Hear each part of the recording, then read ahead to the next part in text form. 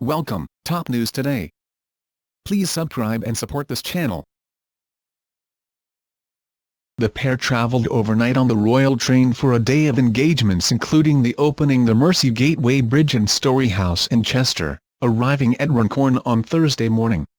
Shortly after stepping off the train, the pair were whisked away by car to the Mersey Gateway Bridge to meet architects, planners and community representatives.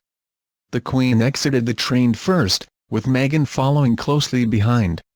Robin Kermode, body language expert and founder of communication consultancy, Zone2.co, and author of the best-selling book Speak So Your Audience Will Listen, said Meghan's physicality shows she was slightly nervous about the day ahead.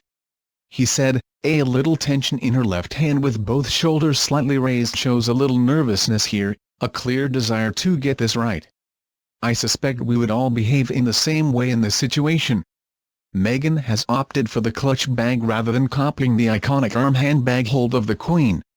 Once again, she is aware of how her collar is sitting.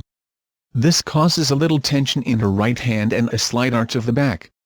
The Queen seems unconcerned with her clothes or how they sit. But, of course, she has had many years to get used to this.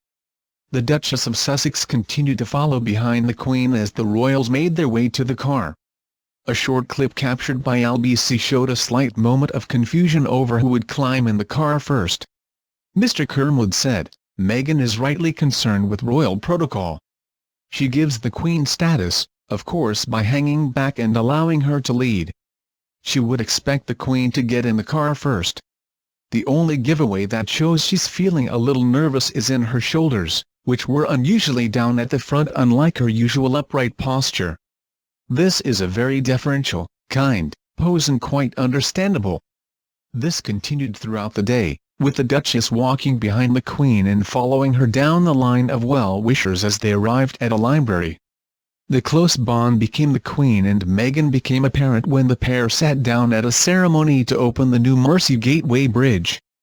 Body language expert Judy James, an industry leader in communication, told how the Queen appeared completely confident in Meghan's ability. She said, "The Queen is quite stoic, she didn't make a fuss of Meghan, which can make someone feel anxious. She is clearly completely confident about Meghan's level of confidence." They were very relaxed. At one point they were giggling like teenagers together. The Queen looked delighted to be with her. The Queen was doing everything right for her and made her look like a granddaughter or a friend whom she is very fond of. She was almost identically fun-loving and relaxed with her first outing with the Duchess of Cambridge. "That's what it reminded me of. It looks as though it really brought out the Queen's fun side." Psychotherapist Toby Ingham added, "The body language of the Queen and Meghan is warm, friendly, they look to be enjoying the time they are spending together. There is formality to the occasion as they step from the train, but the overall tone is relaxed and warm. When sitting together they move in towards each other and enjoy a shared joke. The impression of spontaneity and warmth." As Meghan and the Queen chatted through the event, Mr. Kermode noted they were like two friends sharing a private moment. He said, "This is a picture of two friends listening to each other and sharing a private moment in a public arena. Again, both leaning in towards each other, both opting for the relaxed hand position resting on their knees. Meghan again lowering her head, looking up from a lower position, slightly reminiscent of Princess Diana." Commenting on a similar photo of the pair together, Mr. Kermode continued, "Meghan again, leaning in with her weight on her left side towards the Queen. Only someone relaxed enough in Her Majesty's company would be able to do this. Both their smiles reached the corners of their upper eyelids, showing this is a genuine smile. Great to see." During the bridge opening ceremony, the Duchess of Sussex was seen fidgeting with her outfit and hair in a rare lapse of poise. Ms. James said, "Meghan is normally so confident with her body language, so it was endearing to see her looking less assured with the Queen.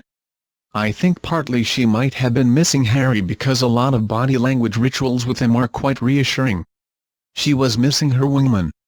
However, Mr. Ingham offered a different take on Meghan's fidgeting while she was seated next to the Queen, noting it might have been a sign that she was bored of a conversation. The newlywed appeared uncertain of what to do with her hands as she chatted to the David Parr, Chief Executive of Halton Council, at the opening of the new Mersey Gateway Bridge in the town of Widnes in Halton, Cheshire. Explaining the behaviour, he said, "It appears that the man on Meghan's right is the cause of her fidgetiness. It looks like she is rather distracted by his interest, information and conversation than anything to do with the Queen. Possibly she is a bit bored by the conversation or attention. She appears very polite and responds attentively and initially smiles. Her facial expressions are enthusiastic, but then it appears her concentration and interest fades. She is distracted by where to place her bag. Her busy fidgety hands may be giving away this lack of interest. I think Meghan will be pleased to have been given the honour of travelling with the Queen to the function, but at this point of the event she is distanced and separated from the Queen and caught up in the protocols of the event." The Queen and the Duchess carried out a number of engagements today, including watching a performance by local school children called Bringing Communities Together, Halton's river crossings over the ages before the Queen unveiled a plaque to mark the opening of the bridge.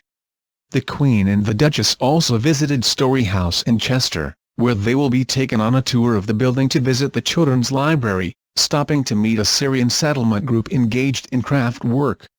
The royal party later watched a performance by Fallen Angels, a dance theatre company for people in recovery from addiction, before moving to the theatre to see a medley of songs from Story House's latest production, A Little Night Music. The Queen and the Duchess will also stop off at Chester Town Hall where they attended a lunch as guests of Chester City Council, which will mark the conclusion of their visit to Cheshire. Please subscribe channel.